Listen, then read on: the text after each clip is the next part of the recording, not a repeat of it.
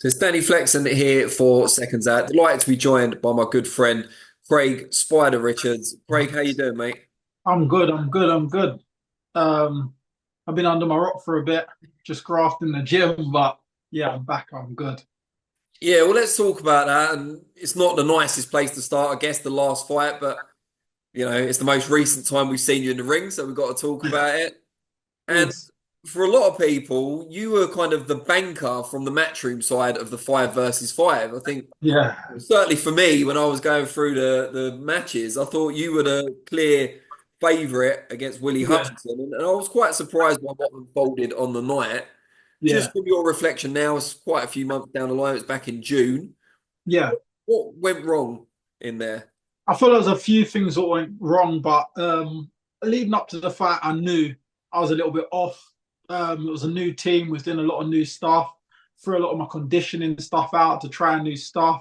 Some of it was because of certain situations I had to do, and also trying to learn new styles and throwing things out the way. Like there was a lot of changes, obviously, which obviously we learned the hard way. But I knew I wasn't going to be nowhere near 100% of myself for the night, but I still thought I'd have enough to get the job done. But it was good, it was tricky, and yeah, I just felt like maybe I was too confident in thinking I'll still get the job done, although I know I won't be 100% myself. But when you have a real off night at that level, you can be beat by anyone. Describe that feeling if you can when you're in there. You've gone in thinking, right, I'm not at my best, but I should have enough to get past this particular opponent. He turns out to be a little bit better, perhaps, than was anticipated. And then you know you're in there, you know it's going to be a struggle.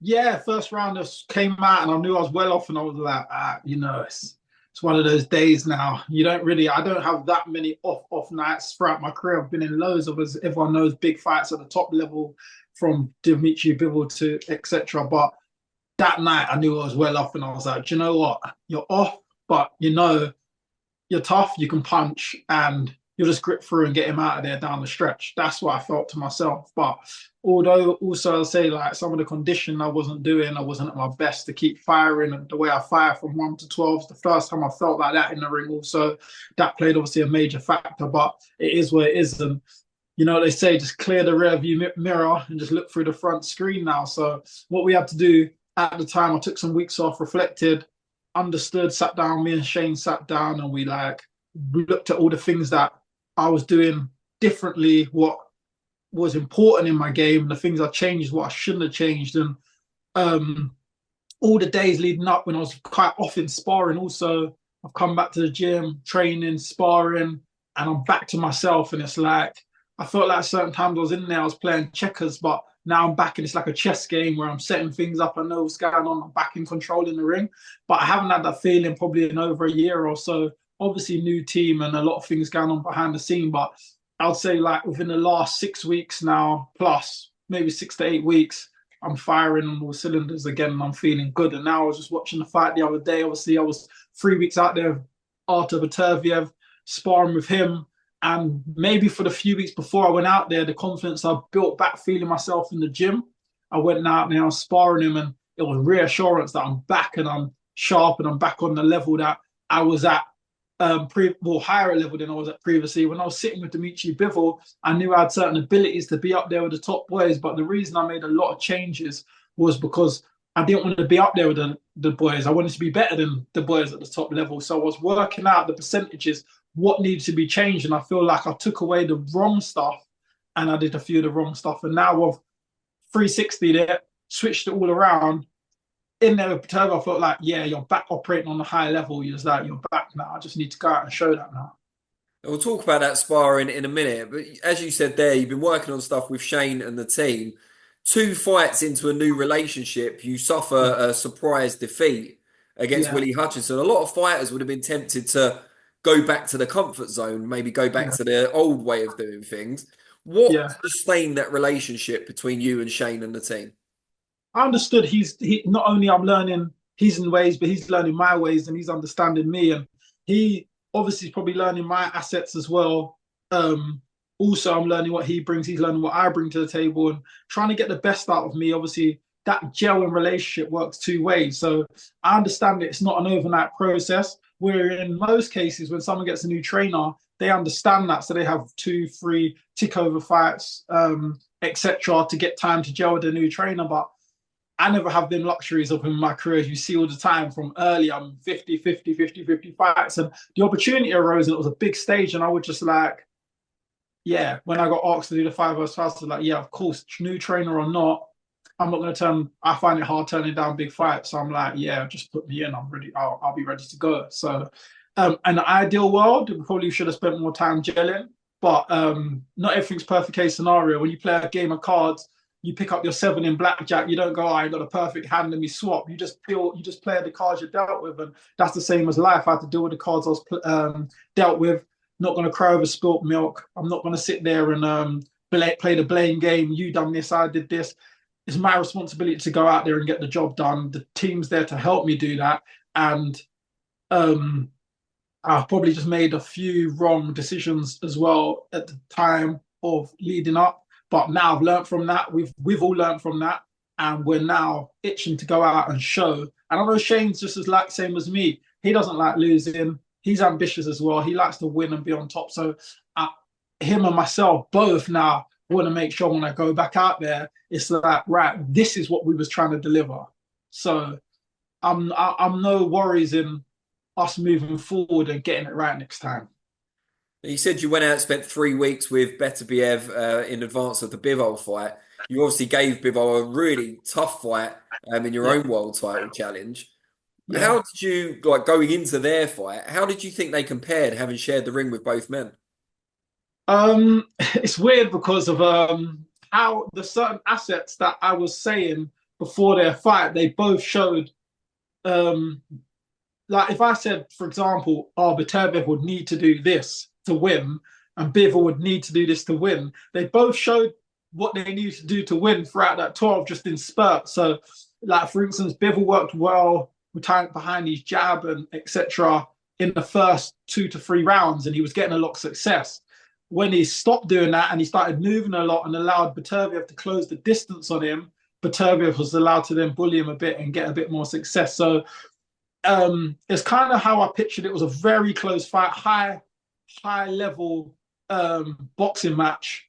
I felt was very high level, and I just felt like it was just them little adjustments when they're thinking a lot and they're pressuring each other a lot. Both men got tired in there. Both men showed greatness in there, showed weaknesses through the other one.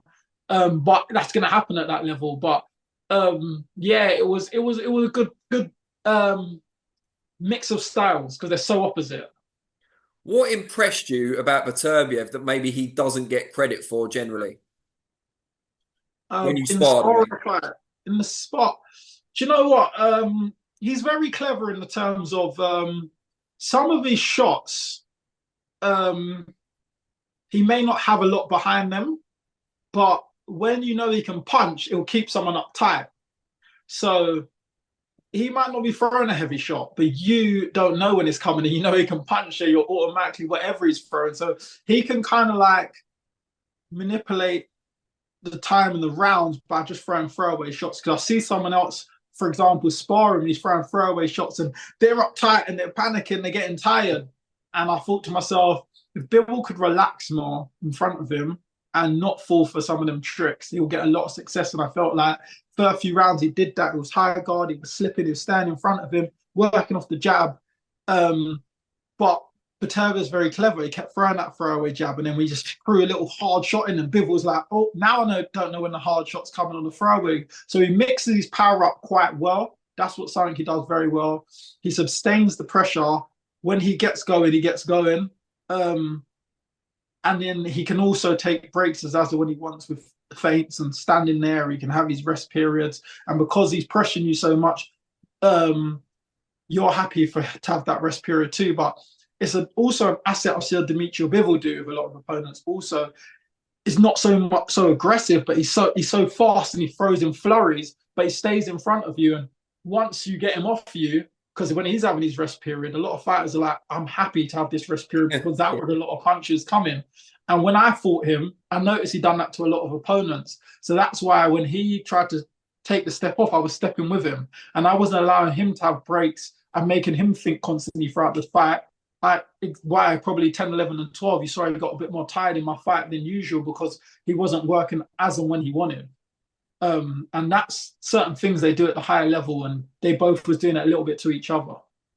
And Bivol Beterbiev was postponed initially because of the knee injury suffered by Artur, quite a serious knee injury, we were led to believe. Didn't show many signs of that in the fight. Did you see anything in training camp where he was kind of taking precautions around it or even in the sparring itself? Nah, I feel like he obviously strapped his leg knees up in the spars, which he done all the time anyway. I'm not sure if he done that prior before, but that might have been his precaution. But it wasn't like he was just holding his feet in the spars or anything. He was moving a lot on the back foot, a lot on the front foot, side to side. And I feel like maybe in the spars he was just getting used to his movement because maybe the knee injury and maybe because he knew Bivol moves a lot, so we knew that he was going to have to change his angles and etc. Which he done well because if you see the fight, you can notice that Bivol likes to work very fast in straight lines, but not really at angles. And Beterbiev backs off, kicks off to the right, then comes back in, and I think that just throws off of Bivol's stance a little bit. So I never saw him struggling for any movements during the 23 days I was out there. Did he ask you anything about your fight with Bivol? He didn't. He didn't. To be fair, he's a true professional. He wasn't trying to like trying to pick your brains. I think it was more the thing that they said they could see the assets that I obviously had from the Bivol fight in terms of like my jab, my movement, etc.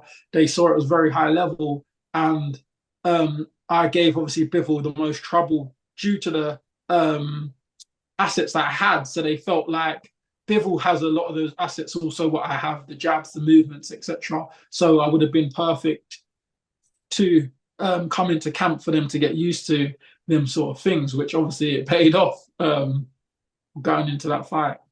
It must have been brilliant for your self-belief as well, which has always been good, but coming off a defeat and then Yeah, going in with, for most people, the best yeah. 175-pounder out there and holding your own.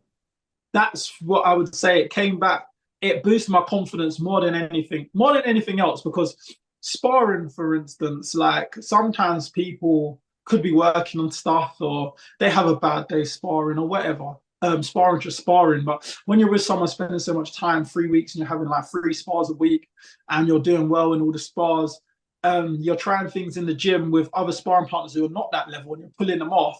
You never know if that really truly works until you're at the top level. So when you can able to pull off certain moves and certain things you're setting up to a guy like Dmitry Bivol, it gives you so much confidence. Like, okay, this style I thought would work for the last 6 weeks, as I said, as I started forming myself. When I formed this going up to spar Beterbiev, I said, I'm not going to change anything. I'm going to do what I've been doing in the gym and see if it works with him. And when it did, I said, right, I found myself.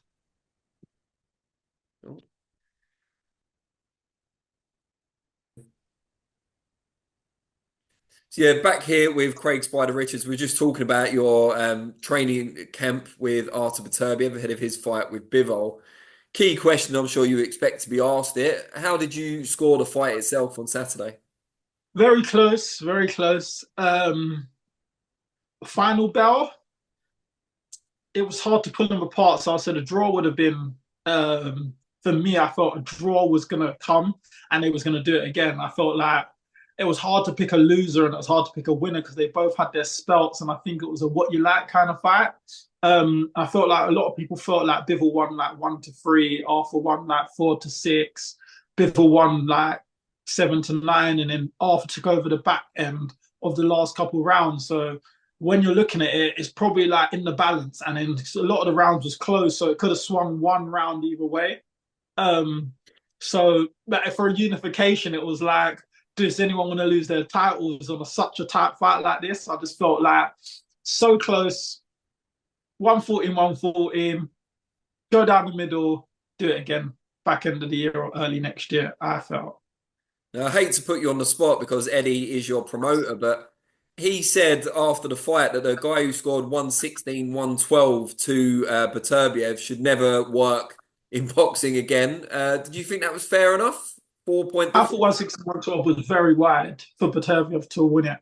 I did think 116, 112 was wild. I could see where you could get 113, 115, 114, 114, 113, 115 the other way. I could see any of those kind of results. 116, 112 means Bivol only won 4 rounds, which I don't think much people would agree only won 4 rounds out of 12. So yeah, I don't know. I didn't agree on the 116, 112 card. Yeah, same. I thought, yeah, 115, 113 either way, but yeah, any more than that I thought was too much. When I was saying this on the live show we do last night, when I heard the 116, 112, I assumed Bivol had got it. I assumed he'd So won. did I. That's exactly what I said. When I heard 116, 112, I said, oh, Bivol got it wide. I was Yeah. like, okay, because a lot of people was like, in the room, I think Bivol 2 rounds. Someone said Bivol 1 round. Someone said, no, I think a draw.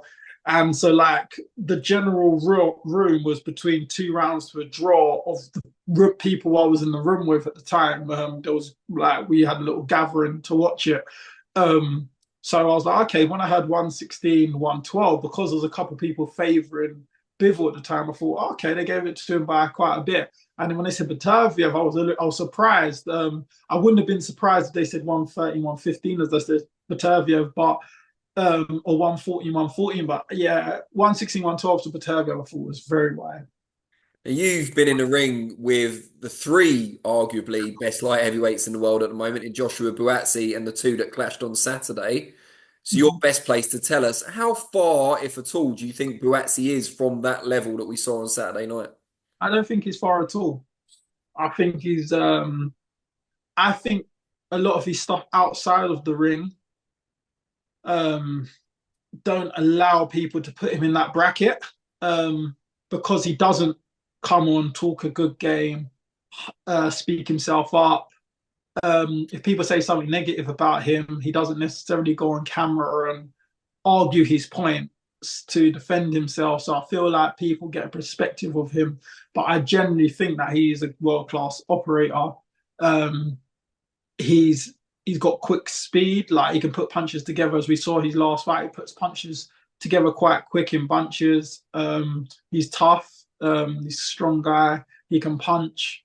Um, so you can't say, oh, he's not world level. He showed everything he's meant to show. And I think he's been ranked high #1 in all the governing bodies for ages. And I'm sure he's had about 4 final eliminators since the last year or two. So yeah, I wouldn't say he's far off at all. Was it frustrating watching his last fight with Willy Hutchinson? A, knowing that it should have been you there on Yeah, the opposite corner, but yeah, also knowing that, you at your best could have done a similar job perhaps that Buatsi did. 100%. Exactly what I was thinking. I was like, everyone knows me on my normal day. That's how the fight would probably have gone. So it was just like, I wasn't frustrated because I think everything happens for a reason. And me having an off night it must happen for a reason because if I didn't have that off night with Willie Hutchinson, I would have went into maybe a final eliminator or the world title fight and not corrected the things or thought, okay, this is the way to box now.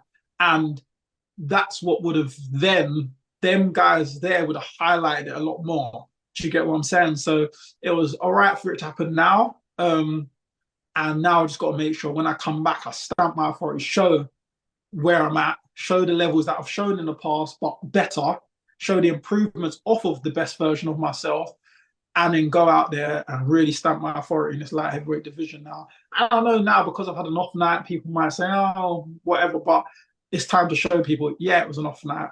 Everyone can have a one-off night. Let me show what I'm really about from now on. And just going back to Saturday night show, there was another light heavyweight fight on the bill. What did you make of the ending specifically of Ben Whitaker and Liam Cameron? Uh, um, it's hard, really, isn't it? Because I wasn't there. I don't know what generally happened with the. It looked heavy for a bit. Um, so I like I can't tell from the angle, but from what I saw, it looked like maybe his back could have got hurt or something. I was surprised a little bit it was his foot because I don't know if I couldn't see from where I'm sitting at home what happened with the foot in that fall. Um, and I think because of the momentum of the fight with Leon Cameron starting to put his shots together and pressing the situation more, um, people have their opinion of why it stopped and whatever happened. But I'm personally, I can't really make too much of a judgment of what happened because I wasn't there and I'm not part of either of the teams. But it was a good fight, and I'm sure they're probably going to do it again. I look forward to seeing them rematching. Just on this weekend, with some light heavyweight action, Anthony Yarde, someone you know pretty well, is back in action after a long period of inactivity. Promotional problems, which a lot of fighters have experienced, now seem to be resolved. How much do you feel Anthony's got to offer the light heavyweight scene? Um, that's hard for me to say, really. But I'm sure he'll still be hungry, if not hungrier, because he's been out for a while. Um, his ambitions will be there as a new team, so the new team will probably hope to push him in better positions to get whatever he's looking for out of the sport. Um, yeah, I don't think anything's changed. And the other one I wanted to ask you about, obviously on the same bill, is a battle for the vacant British title between Dan Aziz, who has held the belt before but got a bit of a surprise result last time out with that draw. And he's taking on an unbeaten, hungry young fighter in Louie Edmonson. How do you kind of weigh that one up? That's a good fight yet again, because they're both quite ambitious, both coming through right now. And it's kind of like whoever kind of wins that fight is going to then push over to the next segment of the light heavyweight division, really, isn't it? So it's another interesting matchup and good matchmaking. Which segment of that light heavyweight division do you see yourself in going forward? My personal opinion, people's opinion may be different. I don't know. But I definitely proven, I feel like I've proven on world level time and time again with the fights I've been in, even half a round and 1 round short of Dmitry Bivol. Me and Buatsi's fight was basically in the balance as well. And I think he's proven he's world level. I've had some great wins. And you saw when I've been at domestic level, I was getting people out of there. Anything British and above, I was just clearing that segment out quite in ecstatic fashion. The knockouts, I was knocking people out of British and whatever level. So then I got to world level and it was all in the balance, coming up a bit short here or just nicking it here. So I think now, obviously, I've proven I'm at world level, despite even having an off night. And I feel like I'm still there. Like in the gym now, I'm showing my abilities up there, but I need to now go out there now and show all the spectators what I'm now doing out there to people to then really have the belief in me to basically fulfill my aspirations and goals to be world champion one day. And you're a student of the sport, you're a fan, you know all the Yeah. main runners and riders at 175. What's Yeah. the ideal fight for you to put you back where you feel you should be? Anyone with good high rankings, good name, good guys at like that world level, because I just felt like, or fringe world level, because if I believe I'm world level, I'm going to push them for world title honors, then I have to beat someone who's looking to do the same thing and just on that brink as well, looking to push back for world titles. And so anyone around that level, at world level, fringe world level, somewhere around there, I need to be boxing someone, getting in there with one of those established names to go and beat them to prove myself, I feel now. And when are we likely to see you back in the ring? What are the plans at the moment? Hopefully ASAP. There's been a few dates and opponents, good names thrown at me for the last couple of months, which I've agreed on all of them. It's just a waiting game for me. Maybe they haven't been ready yet, or things. I don't know what's going on there, so I'll never say like a fighter's ducking or nothing like that. There's always things in boxing, whether if they got a niggle, they prefer to wait or stuff going on in their personal life. I don't know. It's not my place to say, but I've been ready to go, so I'm ready to go ASAP. Really, dates have been pushed back a little bit for myself, but as soon as the green light's there, I'm in. Like I'm in the gym every day anyway. A student of the game, as you know, and it's just ready to put my foot down on that pedal when I get that green light to really make it happen this time. How's life outside the ring? I'm guessing you've had a bit of time to chill out amidst going in the gym and going over to Beterbiev. Yeah, life's been good to be fair. I use my time productively. I knew like obviously I've been in the gym. I was getting a little bit stale, trying to learn a lot of new things and stuff for the last 6 to 8 months in the new training camp. And I just felt like when I got back from Saudi, I've never really had like a mental break from it. So I said, oh, do you know what? Let me focus on something else for the next few weeks, have a mental break. I went and looked for houses. I bought a new property, as I said the other day. So I've just been sorting that out, and just been sorting that out, and now I'm just back in the gym and just ready for the green light now.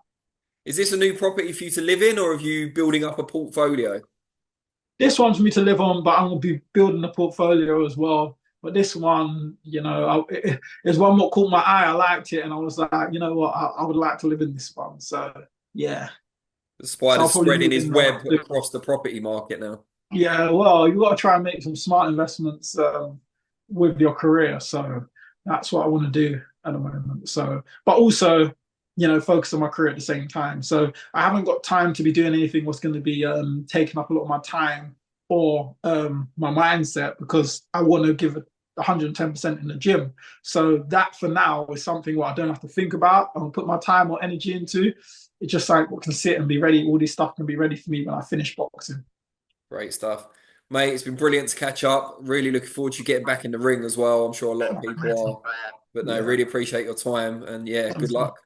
Thank you. Good speaking to you as always. And you, mate. Take care. Speak soon. Bye.